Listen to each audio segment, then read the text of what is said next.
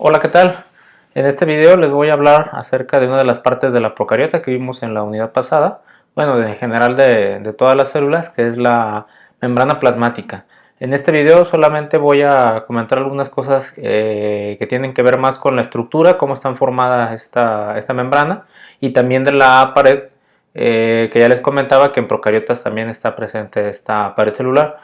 Ya en unidades o en temas más adelante hablaremos de algunas funciones en específicas, por ejemplo el mecanismo de transporte, que es una unidad completa que vamos a revisar más adelante, y cuestiones, por ejemplo, de adentrarnos más en cuestiones como la composición, las proteínas que están compuestas, porque intervienen, por ejemplo, en esos procesos de transporte. Aquí solamente voy a mencionar algunas generalidades y luego, por ejemplo, inclusive también en una unidad más adelante que es señalización, bueno, volvemos a hablar un poco de esas proteínas de membrana que pueden funcionar como receptores y entonces vamos a ver detalladamente algunas de estas funciones. Entonces, bueno, voy a comenzar con este video de la membrana y la pared celular de las células en general, ¿no? Aunque está puesta en la unidad de procariotas, bueno, es básicamente la misma membrana plasmática de lo que están también formados las células eucariotas, ¿sale? Entonces, de todas formas, cuando lleguemos a células eucariotas, volvemos a comentar algunas cosas de esto.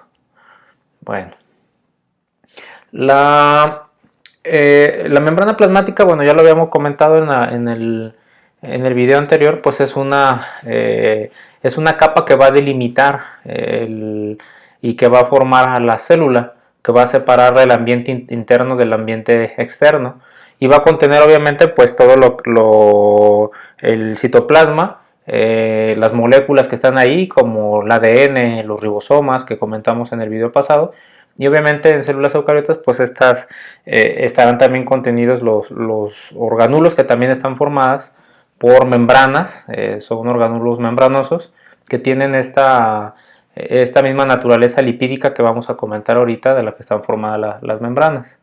Entonces, es una película muy delgada, ¿no? Se estima que tiene aproximadamente 5 nanómetros, recuerden las escalas de las que hemos hablado con micrómetros, y ahora hablamos de nanómetros, ¿no? Si hablamos que una bacteria, por ejemplo, puede tener un promedio entre 1 o 3 micrómetros aproximadamente, pues la membrana solamente tiene 5 nanómetros de grosor, es decir, lo que serían unos 50 átomos aproximadamente. Entonces son muy delgadas y, por ejemplo, con un microscopio óptico no podríamos observarlas. Aquí, por ejemplo, tenemos unas micrografías, pero estas son unas micrografías electrónicas, ¿no? Un microscopio electrónico de transmisión, en donde ahí con las flechitas pues, nos señalan estas membranas plasmáticas. Les decía, de otra forma no podríamos observarlo. Es decir, no podemos ver este grosor como lo vemos aquí en este microscopio electrónico, pero con el microscopio óptico podríamos teñir no la membrana sino la pared celular, y es lo que nos ayuda a poder identificar o poder observar con mejor contraste a las bacterias que están en nuestra muestra. Entonces ahorita hablamos de la pared porque es de ahí donde se van a teñir, pero con el microscopio óptico pues sería o es imposible observar el detalle de la membrana plasmática. Les decía, bueno, la principal función, una de las principales funciones de esta membrana plasmática pues es mantener separado el contenido interno de la célula del ambiente externo, y obviamente pues esta no es una membrana o una barrera hermética, sino que es una membrana permeable que permite, una membrana permeable selectiva, porque permite el paso de moléculas dependiendo de lo que requiera la célula, ¿no? Pueden ser nutrientes hacia el interior o desechos u otro tipo de moléculas hacia el exterior. Entonces esas cuestiones de transporte, les decía, lo vamos a revisar un poco más adelante en otra unidad. Dentro de esas funciones, ya les decía lo de la permeabilidad, ¿no? Ahí tenemos, una de ellas es la permeabilidad selectiva, otra de ellas puede ser el intercambio de información con su medio externo. Les decía, también vamos a ver otra unidad más adelante que es la de señalización, y ahí vamos a hablar de todas estas cuestiones de señalización química en las células, que está mediado pues obviamente por receptores que en muchos casos están ubicados en la membrana plasmática. Entonces estas señales tienen que llegar ahí para poderse interpretar por la célula y dar una respuesta a esas condiciones que la rodean, esas condiciones externas. Entonces de eso también, de esa función en particular vamos a hablar un poco más detallado cuando lleguemos a esa unidad de señalización. Lo que ya les había comentado, impide que el contenido celular se escape y se mezcle con el medio circundante. Los nutrientes pues van a pasar del exterior al interior para ser aprovechado por la célula y obviamente que pueda sobrevivir y crecer, y productos de desecho o algún otro producto que se generan van a salir de esa célula. Por ejemplo, estas membranas, si sufre algún tipo de daño, no va a colapsar como si fuera un globo. Yo en el video pasado les comentaba que podrían imaginar a la célula como un globo lleno de agua. El agua sería el citosol o el citoplasma, y el látex del globo pues sería como la membrana. Si ustedes pinchan ese globo, va a reventar. No sucede esto con una membrana plasmática. Inclusive depende obviamente también del daño, pueden volverse a unir la membrana plasmática. Ahorita vamos a ver por qué. Les digo, depende del daño, no es que rompamos la membrana plasmática y las células nuevamente puedan regenerarse completamente, no. Depende del tipo de daño, pero sí podrían, digamos, si hay alguna fisura, ¿no? Alguna grieta, algún daño pequeño en la membrana, volver a unirse esa membrana y mantener la integridad. Ahorita hablamos por qué sucede eso. Bueno, y ahí están las funciones, nada más con un dibujito, ¿no? Funciona como una barrera con permeabilidad selectiva, es decir, deja entrar y salir moléculas selectivamente. Anclaje de proteínas, las proteínas también, si no las comento aquí en este video, las vamos a ver, les digo, después, cuando hablemos un poco de mecanismos de transporte, y también cuando hablemos de señalización, porque las proteínas cumplen, o una de las funciones que cumplen las proteínas son esas: ayuda al transporte de nutrientes o sustancias, moléculas a través de la membrana, y también funcionan como receptores para captar esas señales. Entonces luego platicamos un poquito más a detalle de eso. Entonces funciona como anclaje de proteínas, y también, por ejemplo, para conservación de energía. Esto también lo vamos a ver un poquito más adelante cuando les comente acerca del metabolismo.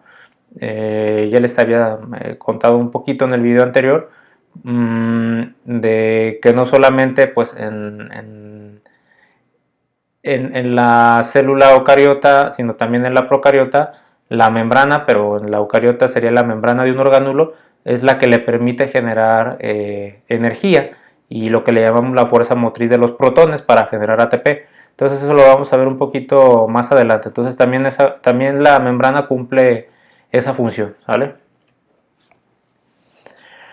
Bueno, y aquí tendríamos una pregunta, ¿no? ¿Cómo pasan selectivamente las moléculas a través de la membrana?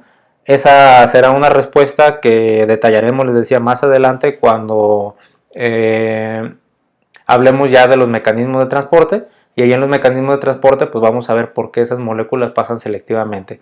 Simplemente pues ahorita lo quiero dejar como una reflexión que ustedes pueden hacer y que pueden ir investigando para después comentarlo más adelante, ¿no? Cómo es que esa membrana selecciona lo que va a pasar, ¿no? Entonces, o de qué depende que las moléculas pasen por un mecanismo de transporte activo, transporte pasivo, difusión a través de la membrana. Eso lo vamos a comentar un poquito más adelante. Seguramente ahorita ya ustedes están pensando en algunas cosas, ¿no? Estoy seguro que ya se les está ocurriendo cómo seleccionar, pues, o cómo se seleccionan esas moléculas para pasar a través de la membrana plasmática. También, además de recibir esa información, les decía, de sensar lo que hay a su alrededor a través de los receptores que tiene la membrana plasmática, pues uno de los propósitos es generar respuestas. Puede haber muchas respuestas, esto lo vamos a ver en señalización, pero una de ellas, por ejemplo, puede ser la capacidad de moverse y la capacidad de expansión. Y esta está dada también por la membrana plasmática. Hay, por ejemplo, organismos, hay células que se mueven a través de lo que conocemos como pseudópodos, ¿no? Entonces esos pseudópodos son como prolongaciones de la membrana plasmática que permiten que la célula se pueda desplazar. Entonces no necesita, por ejemplo, lo que veíamos en el video anterior, un flagelo o un cilio que también comentamos en la clase por MIT, sino que la misma membrana puede generar este movimiento. Entonces también es otra de las funciones que podría cumplir en algún momento si la célula tiene esa capacidad. Obviamente todas las células tienen esa capacidad, pero en las que la tienen, esta es una función de la membrana plasmática. Y entonces esa sería otra función que representa o que presenta esta membrana plasmática. En las eucariotas les decía, en las eucariotas hay organulos, que son organulos membranosos, es decir, están rodeados por membranas. Por ejemplo, el núcleo y la mitocondria están rodeados por membranas o por una membrana que es como la membrana plasmática. También es una doble capa, ahorita vamos a ver cómo está constituida, que es una doble capa de fosfolípidos. Y entonces, pues tendría también estas funciones o algunas de ellas que presenta la membrana plasmática, como por ejemplo el intercambio de sustancias, la generación o la conservación de energía en el caso de la mitocondria, que vamos a ver un poquito más adelante.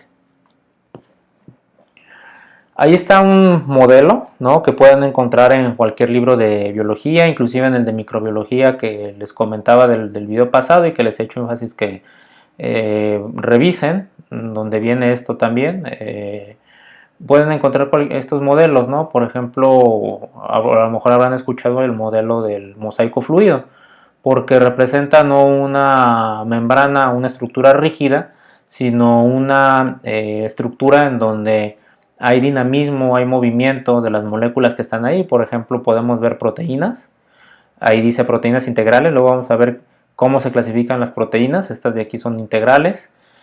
Por ejemplo, podemos tener ahí en la membrana plasmática también glucoproteínas, que son carbohidratos unidos a proteínas o glúcidos unidos a proteínas. El principal constituyente de la membrana plasmática, que son los lípidos, en el caso de las membranas particularmente son los fosfolípidos, y puede haber otro tipo de lípidos como el colesterol que está ahí, ¿sale? Entonces esos serían, digamos, los principales componentes que podemos encontrar en una membrana plasmática, ¿vale? Si vemos, por ejemplo, tenemos ahí en el dibujito o en el diagramita A, pues tenemos una micrografía, ¿no? Y entonces hacemos una representación. Esa capita que se ve arriba, pues es la membrana plasmática, muy delgadita, les decía, inclusive en el microscopio electrónico apenas la alcanzamos a distinguir. Entonces, si hacemos una representación un poquito más artística, ¿no?, con los dibujitos, parecida a la de la diapositiva anterior, pues entonces podemos observar en B y en C cómo está constituida esa membrana plasmática, ¿no? Estos como cerillitos que parecen ahí formando esta membrana son los fosfolípidos, ¿vale? Tienen una cabeza y una cola, por eso están representados así. Ahorita vemos la estructura un poquito más detallada. Y luego, por ejemplo, podemos ver las proteínas que están ahí pues insertas, ¿no?, o inmersas entre estos fosfolípidos, que son esas pues esas figuras verdes grandes, ¿no? Entonces luego vemos, les decía, un poco más acerca de las proteínas y como para qué sirven o qué funciones tienen.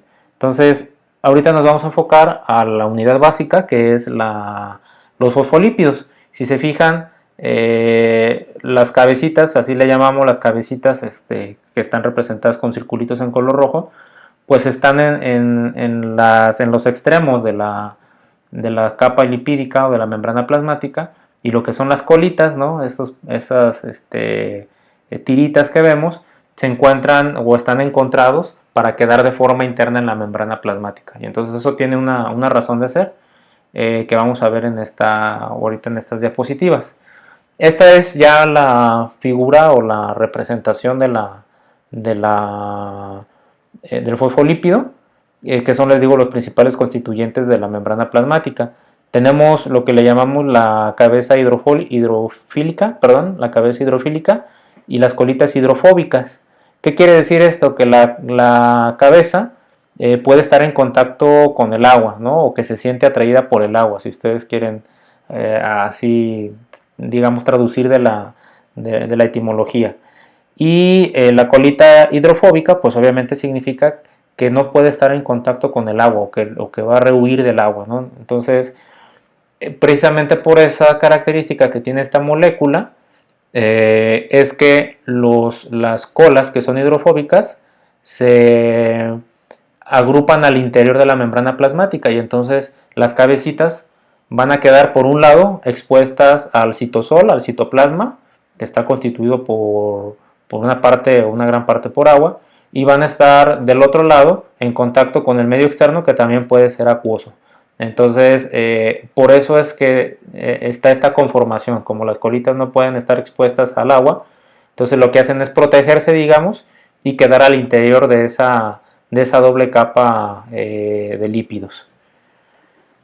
Aquí ya tenemos una estructura química ya como tal, y entonces ahí podemos ver las partes, ¿no? Lo que es la cabeza hidrofílica puede estar formada por diferentes grupos. Ahorita vemos como qué tipo de grupos, dependiendo del tipo de fosfolípido. Fosfolípido, digamos, es la estructura general que contiene esto, ¿no? Una cabeza hidrofílica y una cola hidrofóbica. O si ustedes ya vieron, por ejemplo, química, tal vez recuerden que pues, es una parte polar y una parte no polar. La parte no polar o hidrofóbica pues es una cadena de carbonos que en algunas, bueno, no en algunos casos, tiene dobles enlaces, pero y en algunos casos estos dobles enlaces y las colas o las cadenas carbonatadas pueden ser más largos o presentar más dobles enlaces, lo que le llamamos insaturaciones. Y entonces eso le va a dar características diferentes a la membrana plasmática. Ahorita comentamos un poquito también de eso. Y entonces tanto la parte polar como la no polar pues están unidas a través de una molécula del grupo fosfato, que de hecho lo que tenemos ahí en amarillo es el fosfato, y luego arriba tenemos un grupo funcional que ahorita vamos a ver como qué tipo puede ser, y en la parte no polar, la hidrofóbica, pues son esas cadenas de carbono. Esa es la estructura básica del fosfolípido. Dependiendo de el grupo funcional que tengamos en la parte polar, es decir, esa parte azul que tiene la molécula, dependiendo de de qué molécula sea o de qué grupo funcional sea, vamos a tener el tipo de fosfolípido que va a presentar. Por ejemplo, en este caso, cuando tenemos una colina, ¿no? Es un grupo funcional de colina, esa colina le da el nombre a este fosfolípido, que es la fosfatidilcolina. Esta fosfatidilcolina es el fosfolípido que encontramos más comúnmente en la mayoría de las membranas plasmáticas, pero podemos tener otro tipo de grupo funcional ahí, es decir, otra parte en azul que no sea precisamente la colina, y lo demás, si se fijan, se mantiene. Tenemos el fosfato, el grupo fosfato, que es el amarillo, que une entonces a la parte no polar, que es esa cadena o esa colita de carbonos, y un glicerol, ¿no? Entonces, digamos, bueno, el primero que veíamos, de atrás, es es como la estructura general, y luego ya le podemos poner nombre a que si ya sabemos que lo que tiene es colina, entonces se va a llamar fosfatidilcolina, y la fosfatidilcolina es el fosfolípido que se encuentra en mayor abundancia o más comúnmente en las membranas plasmáticas. Podemos tener otro tipo de fosfolípidos, les decía, miren, ahí está. Aquí ya no, en el primer caso ya no tenemos una colina, sino lo que tenemos es una serina. Y entonces, pero lo demás es igual. Si se fijan, tenemos un grupo fosfato y tenemos nuestra colita o nuestras colitas de carbonos, ¿no? Y entonces en este caso se llama fosfatidilserina, ¿no? Porque tiene este grupo serina. Entonces esta es la fosfatidilserina. Y aquí hacemos una comparación con otros lípidos. Por ejemplo, el primero que les acabo de decir, que cambiamos la serina, sigue siendo un fosfolípido. Y luego en el medio tenemos un colesterol. Si se fijan, es una estructura completamente diferente al que tenemos de un fosfolípido. Entonces este colesterol es del grupo de los esteroles, ¿no? Esto seguramente, si no lo han visto, pues lo verán en química orgánica o en alguna clase de química. Y luego en el otro extremo, en el lado derecho, lo que tenemos es un glucolípido. ¿Qué es un glucolípido? Un glucolípido, ya se los había comentado, es un azúcar, un carbohidrato, un glúcido, como le quieran decir, unido pues a un lípido. En este caso, si se fijan, tenemos nuevamente una colita de carbonos, y tenemos en ese hexágono que tenemos arriba en azul que dice gal, eso es galactosa, ¿no? Es una molécula de galactosa. Entonces es el azúcar unida a un fosfolípido, y entonces en este caso en particular, bueno, o como es la galactosa, se llama galactoserobrócido, ¿sale? Pero de forma general es un glucolípido. Podríamos tener ahí otro tipo de azúcar, aparte de la galactosa, y ya tendría un nombre en particular, ¿sale? Nada más entonces ahorita acuérdense que de forma general un glucolípido es un azúcar con un lípido. Por ejemplo, que tiene en particular, o que sabemos que tiene en particular galactosa, pues se llama galactoserobrócido. Y entonces son tres tipos, si se fijan, son tres tipos diferentes de lípidos que tenemos ahí, que podemos tener en la membrana plasmática. ¿Cuál es el principal? Ya quedamos que es el fosfolípido. Y dentro de los fosfolípidos, el más común es la fosfatidilcolina. Bueno, entonces, eso que sí no se les olvide, hay que recordar eso. Estas moléculas, por ejemplo, como los fosfolípidos, que tienen propiedades hidrofílicas e hidrofóbicas en la misma molécula, es decir, que de un extremo no les rechazan el agua y de otro lado pueden unirse al agua o estar en contacto con el agua, se les llama como anfipáticas, ¿sale? Entonces, les digo, seguramente habrán escuchado a lo mejor el nombre en alguna ocasión o lo van a escuchar en alguna clase de química. Entonces, cuando les digan es que la molécula es anfipática, pues eso significa que tiene tanto una parte hidrofílica como una parte hidrofóbica. Y solamente como para que quede esto claro de qué es lo que sucede, y también de el otro que escuchan ustedes a lo mejor en química de las moléculas polares y apolares. Bueno, por ejemplo, la molécula de acetona es una molécula polar, es decir, que puede formar enlaces con el agua o que puede estar en contacto con el agua.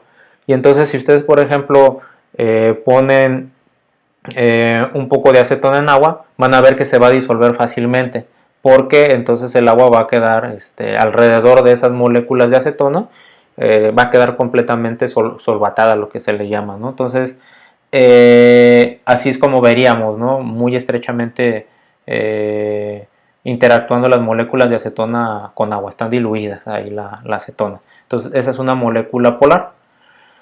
Y una molécula apolar o hidrofóbica es como el 2-metilpropano. Este 2-metilpropano también, si usted lo pone en agua, va a hacer una cosa diferente a lo que hace el acetona. Va a repeler el agua y entonces lo que va a quedar es una separación de ese metilpropano del resto del agua. Es como si fuera una gota de aceite, ¿no? Ese es el otro ejemplo que ustedes podrían ver muy claramente. Si ponen una gota de aceite en agua, pues va a quedar separada, ¿no? Por más que quieran solubilizarlo, nunca se va a solubilizar. Entonces, eso sucede con el fosfolípido. Una parte, que es la cabeza, puede estar en contacto estrecho con el agua y las colitas tienden a repeler el agua. Entonces, ¿qué es lo que sucede entonces? Que los fosfolípidos quedan protegidos, digamos, del agua al interior de la membrana, al quedar encontrados al interior formando esta doble capa de fosfolípidos.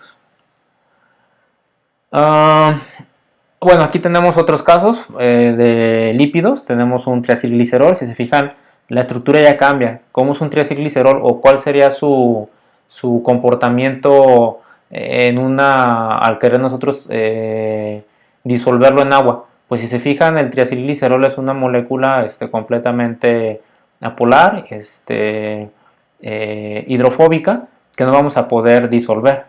En cambio, la fosfatidiletoanolamina, que es otro fosfolípido, ese sí podría, bueno, funcionar, o sería un fosfolípido que entonces tiene una característica en donde una parte es polar y otra parte es no polar, es decir, una parte puede estar en contacto con el agua y la otra no. Entonces esa diferencia pues es importante,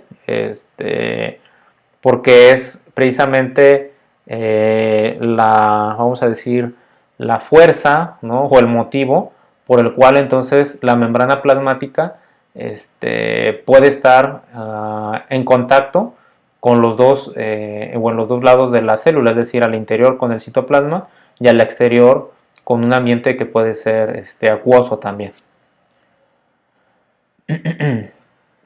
Y bueno, aquí dice, las moléculas anfipáticas, como los fosfolípidos, están sujetas a dos fuerzas conflictivas, que es lo que les comentaba, ¿no? Por un lado, se sienten atraídas por el agua, pero por el otro, van a tender a rechazar el agua, ¿no? Las cabecitas pueden estar en contacto con el agua y las colitas van a repeler el agua. Entonces, ¿cómo se resuelve este conflicto? Pues ya se los comenté, ¿no? Este conflicto se va a resolver entonces al tener a las colitas al interior de la doble capa lipídica para evitar el contacto con el agua, y los que sí van a tener entonces el contacto con el agua son las cabecitas que van a quedar, les decía, tanto adentro de la célula en contacto con el citosol y citoplasma, como en contacto con el medio externo, que puede ser acuoso. Entonces esa sería la resolución. Bueno, vamos a ver un poquito más de la capa lipídica, ¿no? Fíjense, si nosotros lo representáramos así como esta especie de sándwich, que es eso, ¿no? Lo que asemejaría la doble capa lipídica de la membrana plasmática, pues ya quedamos que esos cerillitos son los fosfolípidos, ¿no? Y entonces tienen una cabecita hidrofílica, que son los circulitos rojos, y la colita hidrofóbica, que son esos como en un tono un poquito más bajo, esas colitas que tienen, ¿no? Entonces, si se fijan, está en contacto con las dos capas de agua que les decía. Una capa de agua que puede ser el medio interno, que es el citosol y citoplasma, y el agua que está en el ambiente externo, que es un ambiente acuoso generalmente. Entonces, desde el punto de vista energético, pues este es el acomodo más favorable. Obviamente no podrían estar de otra forma, porque habría entonces esta repulsión o estas fuerzas que repelerían, y harían que entonces los fosfolípidos quedaran inclusive como ya no como si estuvieran así sueltos, pues ya no serían en una disolución, sino estarían formando a lo mejor algún tipo de emulsión o de otra fase que va a estar separada del agua. Entonces, así es como precisamente les decía, bueno, se resuelve este conflicto, ¿no? Y entonces también precisamente por eso, bueno, aquí tenemos una representación en la fotito, ¿no? Y nuevamente aquí todo lo que se ve en azul son moléculas de agua, y si se fijan, lo que tenemos al centro pues es una doble capa de lípidos, de fosfolípidos, que es la membrana celular. Y entonces por eso les comentaba hace algunas diapositivas que cuando hay una ruptura en la membrana plasmática, esto va a dar origen a que quede expuesta la parte del fosfolípido que es hidrofóbica, y entonces espontáneamente, por cuestiones energéticas, hagan de cuenta como si fuera un imán, ¿no? Porque pues finalmente eso son fuerzas que van a atraer a las otras moléculas, entonces van a tender a unirse nuevamente. Por eso les decía, no va a reventarse como si fuera un globo la membrana plasmática, porque tenderían a reordenarse, digamos, espontáneamente. Es nuevamente como también, por ejemplo, lo del aceite. Si ustedes ponen una gota de aceite en agua y la agitan así vigorosamente, a lo mejor hacen gotitas más pequeñas, pero espontáneamente esas gotitas se van a empezar a unir para formar nuevamente una gota o una capa más grande, porque es favorable, es lo que es energéticamente favorable, ¿sale? Entonces, por eso es este comportamiento que tiene la membrana plasmática. Igual, bueno, ¿por qué o por qué forma vamos a decirlo así, esta esfera o esta burbuja, ¿no? porque también es lo energéticamente favorable, porque si quedara solamente como una capa abierta, ¿no? Como tienen ustedes ahí arriba en el diagramita, pues entonces nuevamente quedarían partes expuestas al agua y entonces eso no es energéticamente favorable. Entonces por eso tienden a unirse como de una forma de burbuja o de esfera, ¿no? Para cerrar todos estos espacios que puedan quedar. Y a lo mejor alguna vez es algo muy parecido a lo mejor lo que habrán visto alguna vez con la micela, ¿no? Una micela que se forma, que es algo parecido, se forma una especie de burbuja, precisamente rodeando pues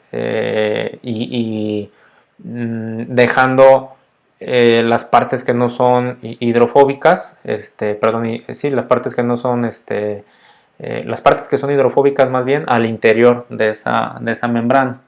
Entonces, bueno, aquí hay una, digamos, característica, ¿no? Que tienen estas micelas o estas, inclusive, pues formación de estructuras a partir de los fosfolípidos, ¿no?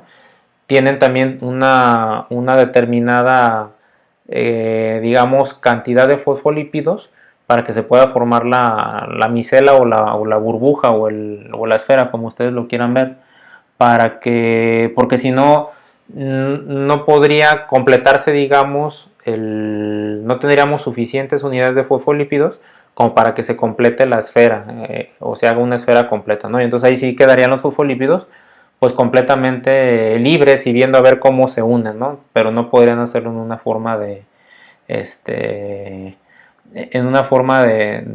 burbuja o de esfera. Bueno, y luego aquí tenemos, bueno, les decía, por ejemplo, si ustedes habían o han escuchado alguna vez del modelo del mosaico fluido de la membrana plasmática, pues es porque precisamente los componentes no están rígidos ahí en la membrana, sino que tienen un movimiento, incluidos no solamente los fosfolípidos, aquí está el ejemplo de los fosfolípidos, pero también las otras moléculas que están ahí en la membrana pueden tener movimiento. Entonces, los principales movimientos que presentan estos fosfolípidos ahí en la membrana plasmática es, por ejemplo, difusión lateral, es decir, los que están como que se cambian de lugar, el que está en un lado pasa del otro lado y le intercambia el lugar al otro fosfolípido, eso es difusión lateral. Y luego pueden tener rotación, la rotación es como pues un giro sobre su propio eje. La flexión, que es las colitas hidrofóbicas, están haciendo esa flexión, no están tampoco rígidas completamente, sino que tienen un poco o pueden tener un poco de torsión. Y luego hay otros movimientos que son más raros, como el llamado flip-flop. No, el flip-flop es, por ejemplo, intercambiar el lugar con un fosfolípido de la otra capa. Entonces el de arriba pasa abajo y el de abajo pasa arriba, ¿no? Esto es más raro, pero sí podría ocurrir. Entonces los fosfolípidos están en movimiento, no están ahí estáticos, no están rígidos. Igual el resto de la membrana, no es una membrana rígida donde no permita pues nada de esta flexibilidad. Inclusive ya hablamos que en algunos casos pues la membrana puede deformarse o formar proyecciones para desplazar a la célula, depende si tiene esta función de movimiento de desplazamiento. ¿Qué más tenemos aquí? Bueno, una cosa importante, les decía de los tipos de fosfolípidos y a la hora que les describía la estructura del fosfolípido, les decía de la parte hidrofóbica, que es esta cadena de carbonos, que además puede tener dobles enlaces o insaturaciones. Entonces, la naturaleza de estos fosfolípidos, en particular de estos dobles enlaces, la cantidad de estos enlaces, la posición de los enlaces en la colita hidrofóbica, tiene repercusión en la fluidez de la capa lipídica, ¿sale? Porque podría ser más fluida a determinadas temperaturas dependiendo de la longitud de la colita y de dónde tenga y de las insaturaciones que tenga estas colitas. Es algo que sucede, de hecho a lo mejor ustedes lo pueden ver, un ejemplo muy claro, en el aceite y las grasas, ¿no? Lo que llamamos aceites y grasas, por ejemplo una manteca. ¿Qué sucede con el aceite? El aceite a temperatura ambiente es líquido. Una manteca a temperatura ambiente, si no es una temperatura elevada, claro, digamos 24 o 25 grados centígrados, se mantiene sólida. Solamente cuando ustedes le aplican un poco más de temperatura, de calor, esta manteca se vuelve líquida. ¿Por qué si los dos son lípidos? ¿No? Porque si los dos son lípidos, uno mantiene esa característica líquida a temperatura ambiente y otro sólido en las mismas condiciones, pues tiene que ver por las insaturaciones que tienen esas cadenas de carbono de las que están formados esos lípidos. Entonces, eso es importante en la membrana plasmática porque entonces eso nos da la explicación de por qué algunas células, cuando están a condiciones de temperatura más elevadas, sus membranas son más fluidas, o los microorganismos pueden inclusive sobrevivir a temperaturas más elevadas, y si están por ejemplo a temperatura ambiente es como si para esas membranas estuvieran a temperaturas bajas porque se volverían más rígidas, no estarían tan flexibles, y tiene que ver entonces con esta cuestión de los dobles enlaces y de qué tan largos son las cadenas de carbono de esas colitas hidrofóbicas. Y entonces les decía, pues por eso tenemos el comportamiento diferente en grupos de microorganismos que prefieren inclusive vivir a temperaturas más altas, y que si ustedes los sacan de esa condición y los quieren poner a temperatura ambiente, pues es como si esos microorganismos estuvieran a una temperatura, si los pusieran al frío, porque se vuelven menos flexibles esas membranas de las que están formadas. Eso se ve mucho en las arqueas. De hecho ahorita lo vamos a comentar. Lo podemos ver pues en todas las células, ¿no? Por ejemplo, aquí dice que las bacterias y las levaduras, que tienen que adaptarse pues a temperaturas muy variables, están ajustando constantemente las longitudes y las insaturaciones pues de esas colitas de carbono que tienen los fosfolípidos, para que puedan mantener más o menos de forma constante la fluidez de su membrana plasmática, ¿vale? Entonces eso es lo que está sucediendo ahí en la membrana plasmática, para que un organismo, una célula, un microorganismo pueda adaptarse a esas condiciones. Y entonces aquí nos preguntan qué pasa con la membrana de los microorganismos que crecen a temperaturas muy bajas o muy altas, y es precisamente ahorita lo que les comentaba, ¿no? Y aquí lo tenemos. Por ejemplo, los termófilos son microorganismos que crecen a más de 40 grados centígrados, ¿no? 40, 50 grados centígrados están creciendo esos microorganismos. Presentan cadenas más largas en estas colitas hidrofóbicas, en estas cadenas de carbono, y también presentan más insaturaciones, es decir, más dobles enlaces en esas colitas. Y entonces eso es lo que les permite mantener o estar, digamos, fluidas a esa condición. Y si ustedes la sacan de esa condición de temperatura más elevada, pues es como si pasara como con la manteca, ¿no? O sea, ustedes tienen la manteca a una temperatura elevada, está líquida, pero si la dejan que se enfríe a temperatura ambiente, pues se va a solidificar. Entonces algo así, ¿no? Es como la analogía que podríamos mencionar. Y en cambio, por ejemplo, los psicrófilos son los que crecen a temperaturas más bajas, podremos hablar de 5 grados centígrados, ¿no? o menos. Estos microorganismos, por ejemplo, tienen ácidos grasos no saturados, es decir, no tienen dobles enlaces.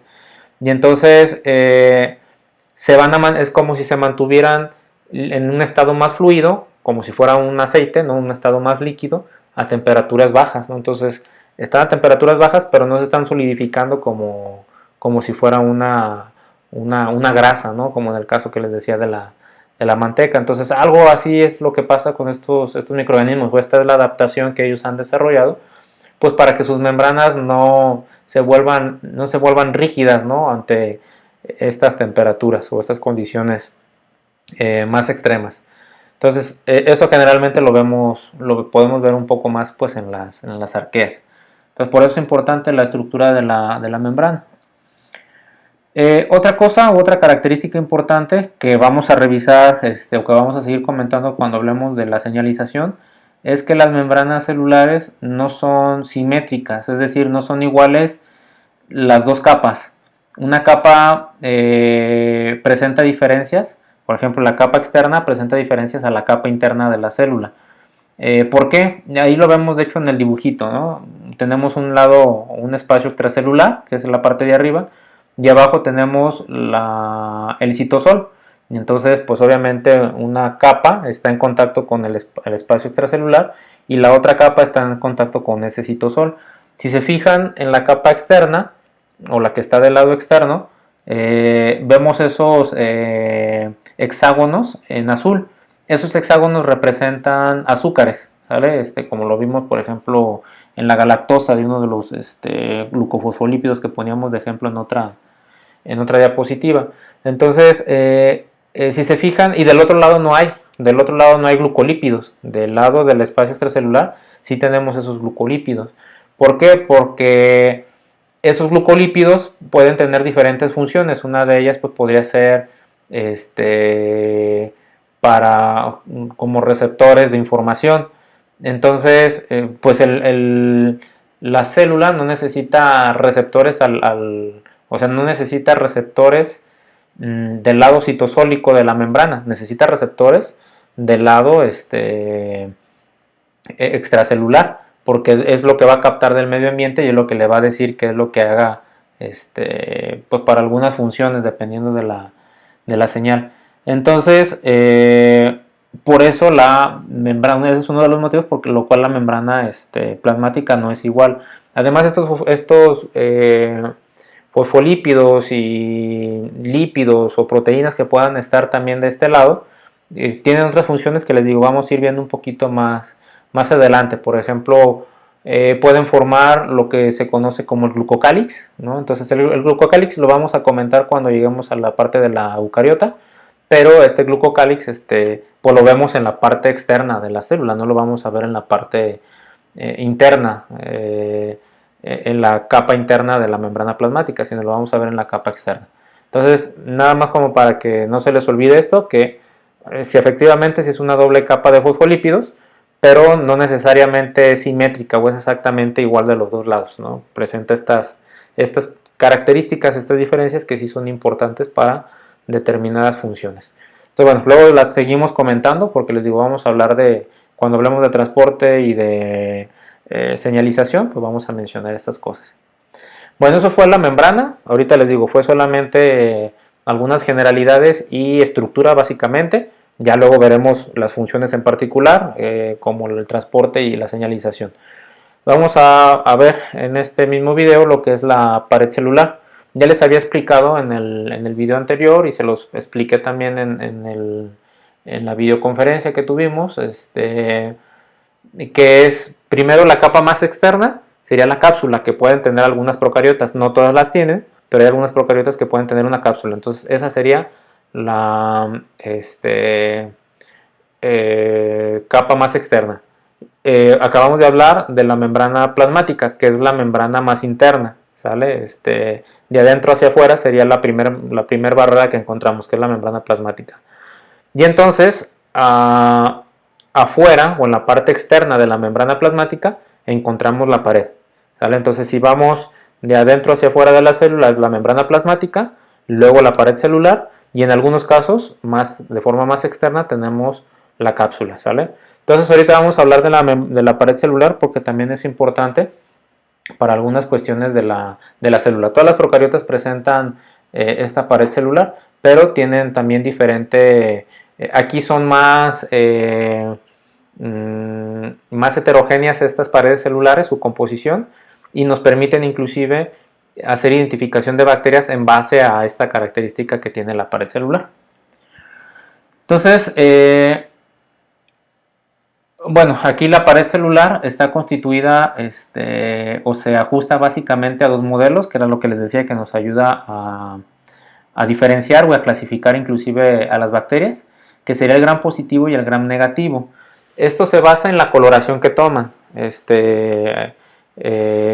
Un científico, una persona llamada Gram, el apellido Gram, propuso este sistema de coloración y entonces él se dio cuenta que las bacterias se pintaban de color diferente y entonces le puso gram positivo y le puso gram negativo. Esto del gram, si hay oportunidad, pues lo hacemos en el laboratorio con una práctica muy sencilla. De todas formas, ustedes lo van a hacer después en sus clases de microbiología, porque la técnica o la tinción de gram, les decía, es una forma de clasificar a las bacterias por esta tinción, y se basa precisamente en la propiedad de la estructura que tienen, el arreglo que tiene la pared celular, la pared celular, estas procariotas.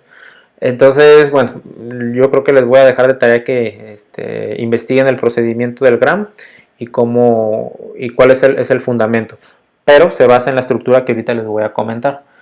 Generalmente les digo, son los dos sistemas de clasificación más comunes a los que se ajustan las procariotas. Hay otros, no necesariamente solamente son gram positivos y gram negativos. A veces se necesitan hacer otro tipo de tinciones que luego ustedes, les digo, van a ver más en microbiología.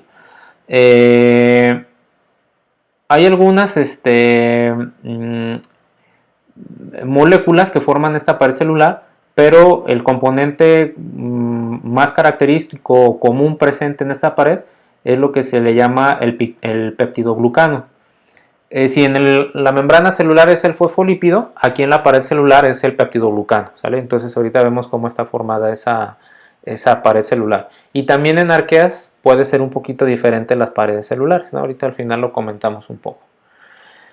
Esta es una pared celular gram positiva, ¿sale? Si se fijan en el dibujito que tenemos del lado izquierdo, hasta abajo está lo que es la membrana plasmática, ¿no? Ya vimos, ahí está representado los fosfolípidos con algunas proteínas, ¿no? Y entonces de forma más externa se forma o puede estar esta capa que es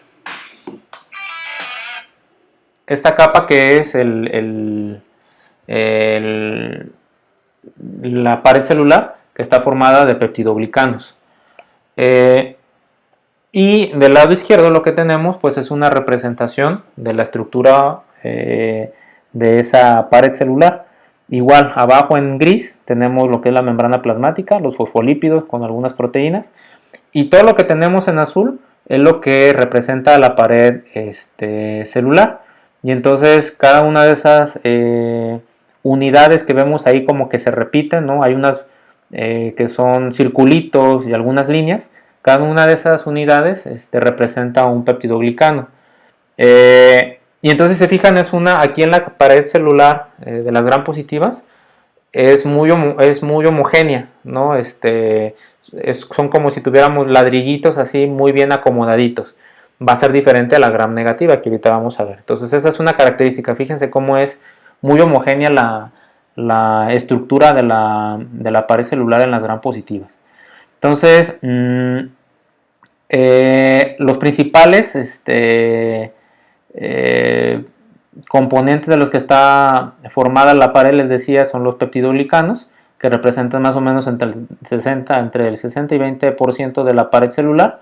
Y luego hay otros componentes como ácidos teicoicos, ácidos lipoteicoicos, ácidos teucurónicos, que son los que van a estar ahí como que entre los formando pues esta pared celular, y que además le van a dar ciertas características a la célula, que de hecho ya lo había comentado en el video pasado de cuáles eran las características, ¿no? Por ejemplo, son receptores de bacteriófagos. Los bacteriófagos son virus que pueden infectar bacterias. También tienen capacidad antigénica, es decir, para que sean reconocidos, ¿no? Por los sistemas, por los diferentes sistemas celulares, o suministrar algún tipo de carga a la célula. Entonces, bueno, esa es la estructura de la gram positiva. Hay otras, les decía, no solamente hay gram positivas y gram negativas. Esas son las más comunes, pero por ejemplo podemos tener algunas que se llaman ácido alcohol resistentes. Si se fijan, la estructura es completamente diferente, ¿no? Abajo tenemos nuevamente en el dibujito la representación de la membrana plasmática, y luego lo que tenemos encima, en azul y en rojo, es la pared celular. Si se fijan, pues la estructura o la representación no se parece a la que tenemos en las gram, en las gram positivas que acabamos de ver. Entonces no aplica pues igual o no pueden hacer igual la tinción cuando ustedes utilizan los colorantes de Gram, porque como se basa en la capacidad de retener estos colorantes por los compuestos que tienen y cómo está configurada la pared celular, pues entonces no podrían hacer, o sea, no, hay otro tipo de tinciones o hay otro tipo de métodos más convenientes, ¿sale? Entonces, bueno, eso nada más es como para que no se queden pues con la idea de que solamente hay gram positivas y gram negativas. Cuando lleven microbiología, les digo, seguramente van a hacer además las técnicas de tinción, pues para que vean cómo funcionan estos sistemas de clasificación. Tenemos ahora sí lo que es la pared de la gram negativa. Esta pared de la gram negativa, si se fijan, es nuevamente diferente a la de la gram positiva. Aquí tenemos como una especie de doble pared o de doble capa. Nuevamente fíjense en los dibujos. En el dibujo de la izquierda, abajo tenemos la membrana plasmática. Si se fijan, es una membrana plasmática, los fosfolípidos y las proteínas en azul, ¿no? Y luego viene la pared celular, pero la pared celular, si se fijan, es como esta barrera, ¿no? de figuritas en anaranjado, y luego encima está como otra especie de membrana celular, ¿no? Entonces es como una doble capa que tienen las gram negativas. Si ustedes lo quieren ver como una representación con dibujitos o como estructura, en el lado derecho también está, ¿no? En gris hasta abajo está la membrana plasmática, y entonces esa membrana plasmática, encima de ella está un grupo, ¿no? de moléculas, que son esas como circulitos que están ahí también en azul, que sería ya parte de la pared, y luego encima en gris una capa como de fosfolípidos, y encima otra capa en azul también de fosfolípidos. Entonces es como una doble capa, una doble membrana que tiene, ¿no? Entonces estas pared celular de las gram negativas pues tienen una membrana externa y un periplasma, ¿no? Entonces el periplasma es como lo que queda a la mitad. Esos en el dibujito de la derecha serían los circulitos azules que están ahí, y en el de la izquierda serían las figuritas en anaranjado. Ese es el periplasma, que está formado principalmente por peptidoglicanos. Si se fijan, la representación de estas, de lo que está en el periplasma, es igual a lo que teníamos en la figura de las gram positivas. Miren, me voy a regresar para que vean. Ahí está, ¿no? Esto anaranjado, que es lo que representa del otro lado el azulito, es lo mismo que está aquí en anaranjado y en azul en estos dibujos, en los circulitos azules. Esos son peptidoglicanos, pero entonces no nada más tiene peptidoglicanos esta pared celular gram negativa. Tiene además polisacáridos o lipopolisacáridos, que son los que están formando la capa externa, además de que pueda contener algunas proteínas.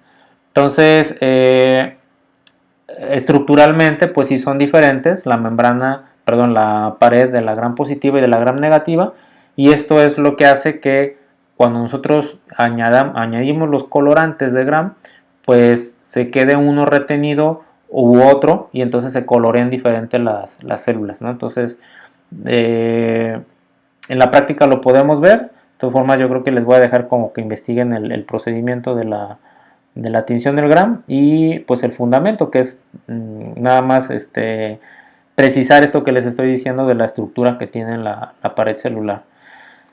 Y bueno, pues en este caso las membranas la membrana externa de la pared celular pues cumple algunas otras funciones, como el que estén ahí adheridas o integradas algunas proteínas que también tienen funciones, por ejemplo, como de transporte y cosas así.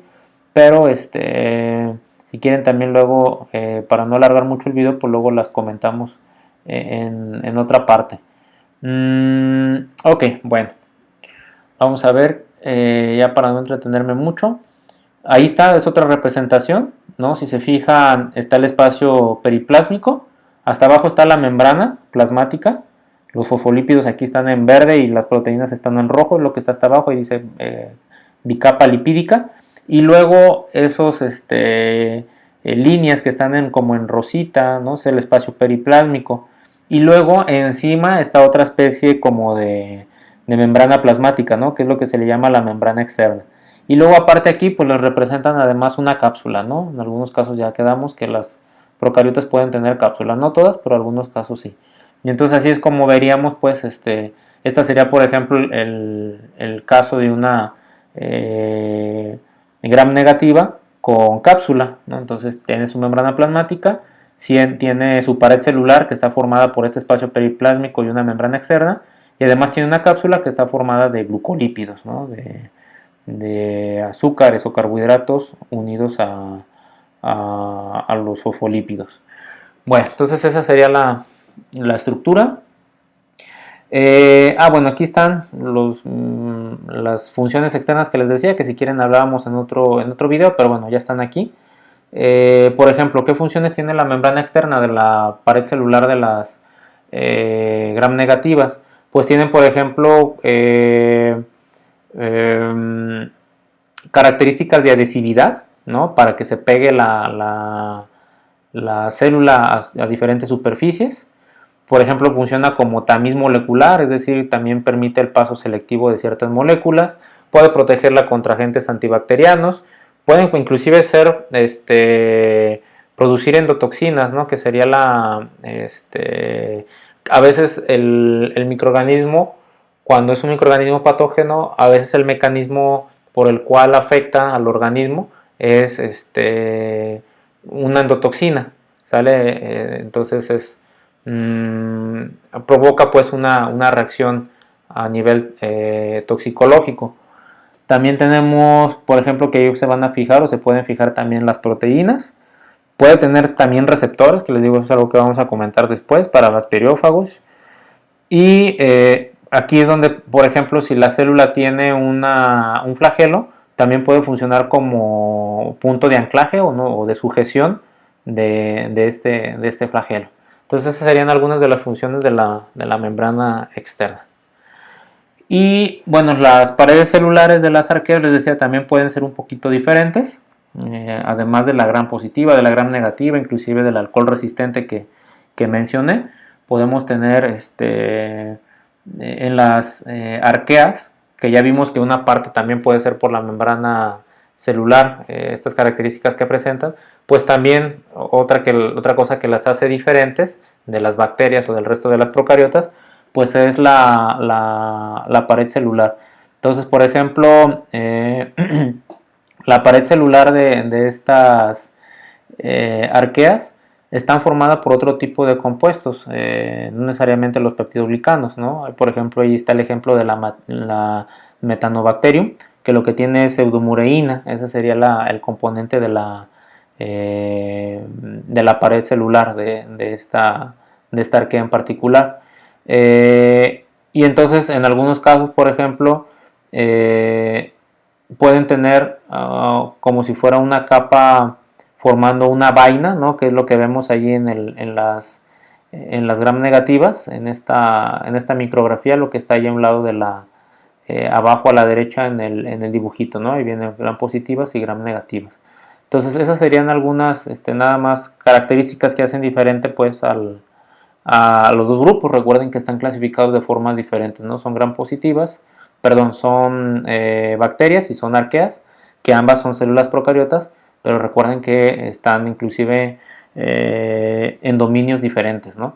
Entonces, bueno, eso sería ya lo de la pared, lo de la membrana. Voy a dejarles ahí una tareita que tiene que ver ya con la tinción del gram, el fundamento de la tinción del gram, para completar esta parte, ¿sale? Entonces, bueno, justo una hora, 59 minutos van el video, ya no lo quiero hacer más largo. Entonces, hasta aquí le dejamos y nos vemos entonces en la clase. Cuídense.